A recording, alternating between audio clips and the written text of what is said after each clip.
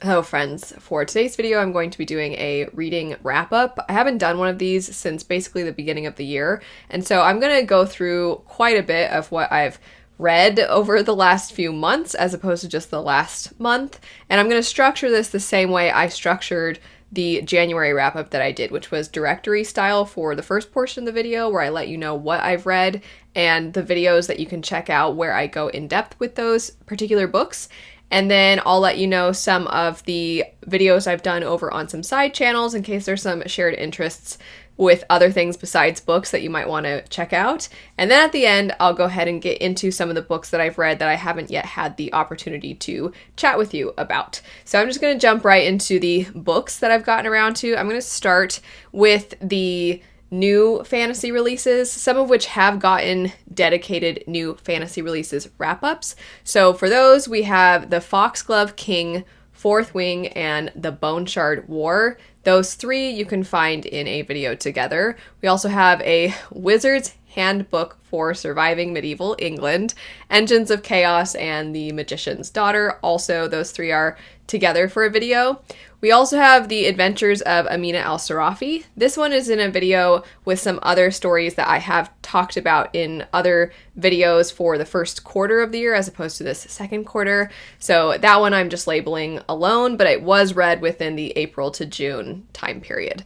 Then after that, we have some new releases that I haven't yet had a chance to do a dedicated new releases wrap-up for, but you'll either have found me talking about those in a couple of plan, read, review videos, which are somewhat vlog style, and then a couple that I will be discussing in a new releases wrap-up to come very soon. So we have Untethered Sky by Fonda Lee, The Witch King by Martha Wells, and then we have The Thorns Remain for Untethered Sky and The Witch King. Those two specifically are the ones that you will find in my plan, read, review videos. And then after that, some non-new fantasy, as well as some books that just aren't actually fantasy that I've read as of late. We have Yellowface by R.F. Kuang, Fall and Rise, which is a nonfiction book about 9/11, Serpent and the Wings of Night. Those three were all in a plan, read, review video together. We also have Words of Radiance, which got its own dedicated spoiler chat, and I did talk about it a little bit in one of my plan, read, review videos alongside Silver Under Nightfall. From there, I have a video where I talk about, are these worth the hype? It's a video where, as you would imagine, I'm going through some very popular hyped books and letting you know my thoughts in comparison to the average rating and so on. So for those, we have Piranesi, White Noise, Every Summer After, and the Unhoneymooners. We also had some patron exclusives. I do sprints pretty frequently over on Patreon, so there's those if you'd like to watch back for those. We also did an in-depth spoiler discussion, myself, my friend Jesse, and my friend Jesse, two Jessies, to talk about the Drowning Empire series. So spoiler discussion for that trilogy if you'd like to see spoilers for it. I also had a patron-requested book look video where I did a Vin-inspired hair and makeup look, not necessarily to try to look like Vin, but rather to just do something inspired by her. So if you're curious to see that, then that'll be over on Patreon. I plan to do another one soon for Edward from Full Metal Alchemist, which is why you may have noticed I've been wearing my hair in a braid style a lot recently. So if you're interested in that, that'll be up soon. And then also just future live shows. We should have some for the Sanderson read-along. You always have access to the live shows live over on Patreon before they go up as a replay here. And then for some upcoming things over on Patreon, I should be doing sprints on Saturdays with my friend Jessie May for this month. So we have the 15th, the 22nd, and the 29th. Those will take place at 10 a.m. PST. So that covers what's been going on over on Patreon, what will be coming up. And then for my side channels, World Hoppers, every other week we've been doing live reading sprints. If you'd like to join in on those tend to be earlier in the evening PST time zone. And then we also have every other week a video that in recent weeks, we've had things like anticipated releases for the latter half of the year, some mid-year book tags specific to genres. So you can see the mid-year tag for the fantasy books or mid-year tag romance books, those sorts of things. And then for the channel I do called Full Meta Analysis, where I talk about comics, manga, video games. I'll go through some of what has been discussed over there. So we have a few things for the Shadow and Bone Netflix adaptation. We had a season 3 predictions video, a non-spoiler review, and then with a few other people, a spoiler discussion. Also, I've been playing a lot of Final Fantasy 16 in my spare time when I can, which is to say I've been losing sleep playing that. But I did do a demo review for that, a first impressions, which the first impressions is for like the first 35 hours of the game. So not really first impressions, but it's like half the game impressions. But anyway, I did a review for that, and a Final Fantasy character tier ranking, as well as a if you like Final Fantasy, check out these books video. Sticking with video games, I've also done that same style of if you like this, check out these books for the Elden Ring lore and Witcher.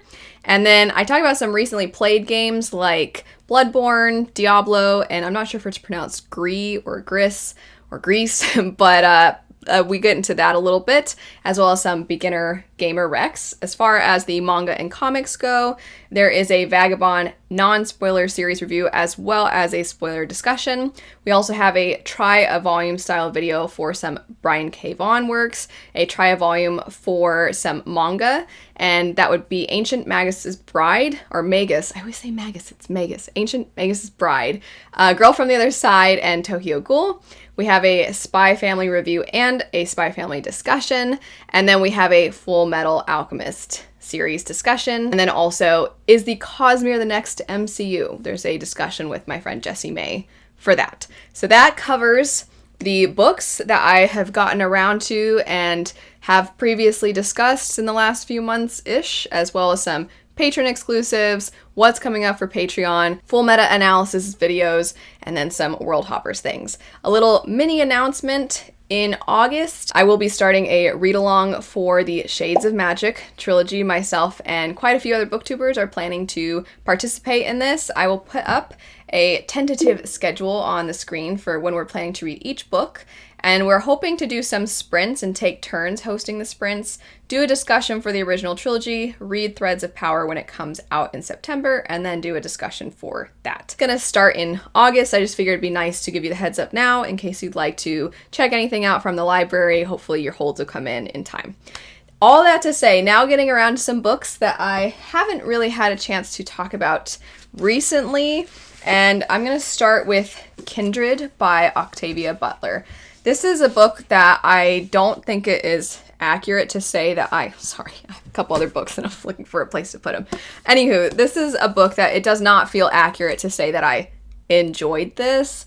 I did not enjoy it, but I thought it was great. And if you know the subject matter, then I'm sure that makes sense already and doesn't really need elaboration. But if you don't know what this book is about, it follows a woman, and she is a Black woman, and she is living in the 1970s in the US, and something occurs where suddenly she is thrust into the past, and she is in an area of the US that is mistreating Black individuals. They have them as slaves, and she is meeting one of her ancestors who is a slave owner, and you can kind of read between the lines as to what likely happened as he is a slave owner, so you can figure it out. So there's going to be a lot of heavy content within this book, but there were so many things that really stood out to me as far as how poignant this book is. Even, it was written, I believe the copyright is 1976 or 1979, so it was written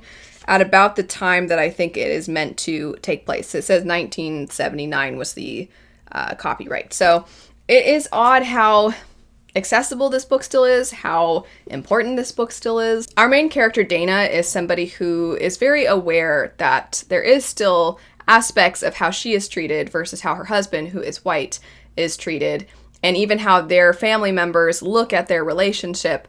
And when she goes to the past and she's interacting with other individuals who are slaves, some of whom she knows are going to be her ancestors, how she is starting to essentially not that she is becoming accustomed to what is happening, but it just shows how quickly a person can become desensitized to horrific acts. And because when she first meets her ancestor, who eventually is going to inherit his father's slaves. When she first meets him, he's a boy, and then she comes back to the present, and then she'll go to the past. And when she's in present day, it will not have had much time pass, but then when she goes to the past, sometimes it can be hours, it can be weeks, and other times a lot of time can pass. And so each time she goes back and she's interacting with her ancestor, he is going to have aged a lot. So when she first meets him, he's a very young boy. She always seems to encounter him when he is experiencing a life or death situation. For example, the first time that she meets him, he is drowning and she just instinctively goes to help him and save him. And then each time she sees him after that, it's when she's finding he's in trouble somehow. But because she first met him when he was a boy, and because she can clearly see that his parents are not the kindest of individuals, she feels for him. He seems like a human being worthy of compassion, and that is how she treats him. But you start to see very quickly, because he's aging each time she goes back, that he is becoming a horrible person, which is not a surprise. And Dana she's almost desensitized to what's going on. Like, there's a sense of she's removing herself from it.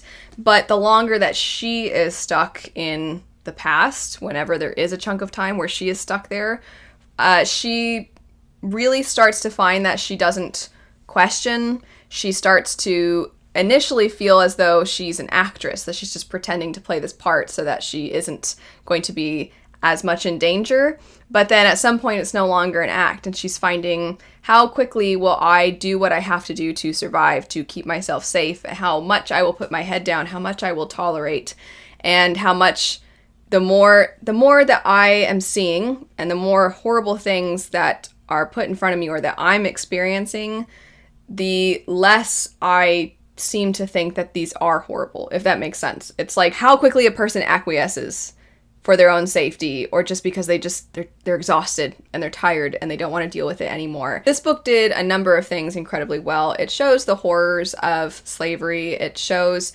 the generational trauma, as literally she is looking at her own ancestors, and then all the way up to her own life. She's thinking about her aunt and uncle and how they view things.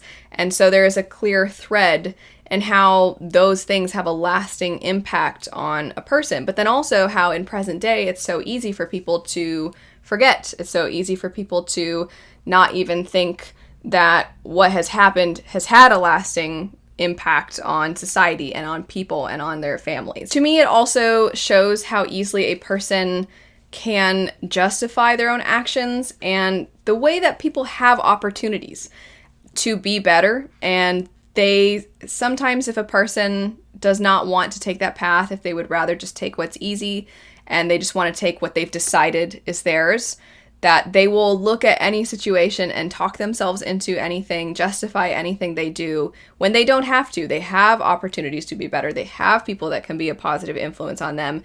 And all they're seeing is, how can I use what they're telling me and how can I twist what I'm seeing to better suit what I want? You're obviously able to look at it from a distance, and Dana does not have that luxury. I thought it was very good. Something I would definitely recommend to basically everyone. It's especially a book I think that would be great for a book club, because I think there's so much to dissect and that you can discuss in that one. The next two are not nearly as heavy. So we have Happy Place by Emily Henry, which I read basically right when it came out. And then we have A House with Good Bones, which I also read, I think, months ago at this point. I've just not really had a chance to sit down and talk about these. So I have read now every one of Emily Henry's books. And this one has some certain themes that I really, really liked.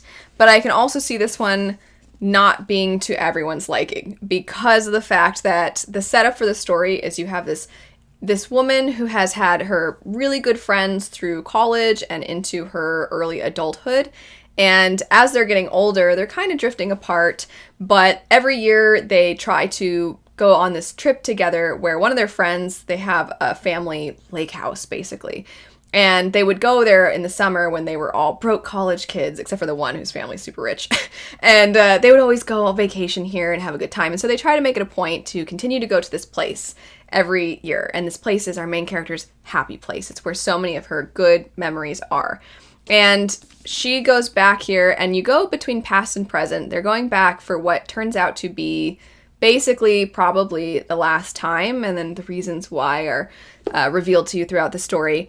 But a lot of the story is focusing on friendships. A lot of the story is talking about how as you grow up, the way in which you have distance between yourself and your friends, how to navigate that. But also a really big thing in the story is how do you navigate when you have dedicated your life to a certain goal and you're not sure if that's what you want for yourself anymore, and who even are you if you don't pursue this thing that you've been pursuing your whole life. It's your identity at this point, basically. That's how some people feel. That's how our main character feels, and so she's kind of grappling with that, wrestling with that, alongside the fact that she broke up with her boyfriend, or better way to put it, they mysteriously broke up. You don't really know why or who was responsible for this breakup, but you know that they are broken up when you're in present day. And she goes to this house to hang out with her friends, and he is there, and he wasn't supposed to be there, but he's part of the friend group as well, and they haven't told their friends that they're broken up, and so they're kind of like pretending they're still together because they don't want to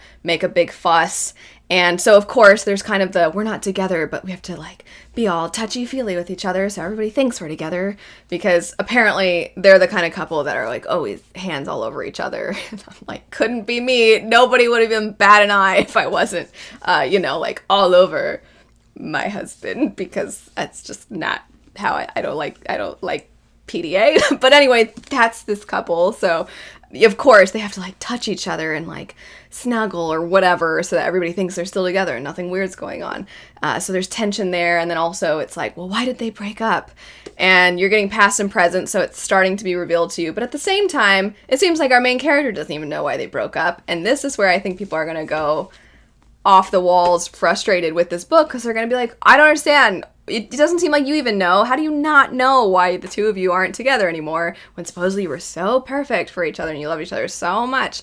And if they would just sit and talk about it. But I actually think that when it comes to miscommunication or lack of communication, which is a better, I think, way to describe what's going on in this book, I actually think that this is done in a way that felt realistic. Doesn't mean that we have to like it, because it's still aggravating to see. But I think Emily Henry actually tapped into realistic lack of communication and how that can completely disrupt a relationship. And not just with a romantic partner, but with your friends as well, because you're seeing a lot of the friends, there's a lot of bubbling up of emotions, and some of them are getting mad and some of them are retreating into themselves, and it just seems like everybody's not on the same page. And so broaching these difficult conversations with each other is something that these characters have to deal with. And I think that's something a lot of people have to deal with as they get older and life kind of gets in the way of hanging out with your friends, or you and your significant other, or whatever the case may be, whatever relationship it is. It can be family as well. So it's actually, I thought, relatively realistic, even if it is aggravating at times. It's not my favorite Emily Henry. I think People We Meet on Vacation, or there's different titles for the UK ones, I think, for a couple of them, but that one I think is still my favorite. If you had read Emily Henry, I'm very curious, how would you rank the 4 Emily Henry books that are out?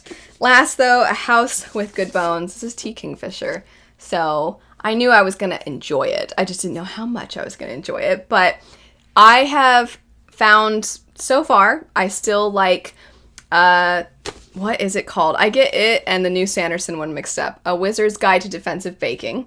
I get the guide and the handbook in the titles mixed up, but A Wizard's Guide to Defensive Baking and Nettle and Bone are still my 2 favorites. This one, though, I definitely liked a lot more than the other gothic horror one that she did. That one was a retelling of The Fall of the House of Usher, whereas this one is just sort of its own new thing, and it's modern day.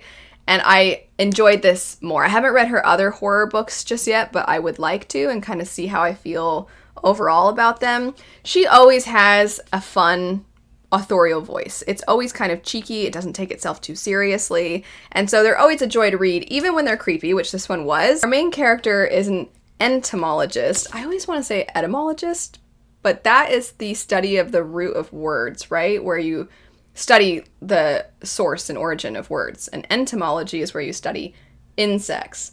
And I'm like, why are those so similar? If I wasn't an etymologist, maybe I would know. But anyway, she studies insects, but this dig that she was supposed to go on got postponed.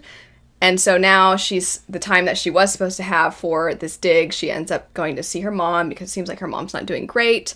And she goes back to visit her mom, and some very odd things are happening. Her mom is not acting herself. In fact, she's not just not acting as her usual self, but she's acting completely different than what she typically would stand for politically, socially. And she seems to be taking on a lot of the views and the interests of her dead mother, which would be our main character's grandmother. So our main character is like, what is going on with mom? And then some weird things are happening around the house, and she's like, that's odd. And so all these creepy things keep happening. You know, she'll wake up and she could have sworn that somebody was touching her, and you're like, and then she'll see something. She'll be looking at the the photos on the wall, the old photos, and she'll see something in the photo, and she's like, what is going on? What is that? Did somebody edit this photo? And she's just seeing some odd things, and so it gets creepier and creepier. I do think for me, the ending was really out there, where I was like, all right, I mean, I guess this is happening, and I didn't love it, but I loved the journey to get there. I liked the buildup of suspense. That might be something that is true of me in general with more horror-leaning stories, because I found the book Small Favors. I found all the creepy build-up in that one to be what I loved about it. I didn't love the ending, but I didn't care because it was about that whole other chunk, so I really didn't care how everything resolved or came together or fell apart. I just liked being creeped out along the way. So if you have any recommendations for horror stories where that is the case, let me know. I don't think I like really grotesque. I don't think that. I know that. I don't like really grotesque, so I don't want anything too disgusting, but I do like the creepy, the slow, creepy build. So that's it for some books that I have yet to have had a chance to talk about, but I finally could sit down and chat about these a little bit more in depth. As I said at the beginning, for the directory portion, I will have anything that I can link in the description bar, linked in the description bar in case you'd like to reference. But anyway, thanks so much for watching. I hope you have a lovely rest of your day, and I'll see you later. Bye.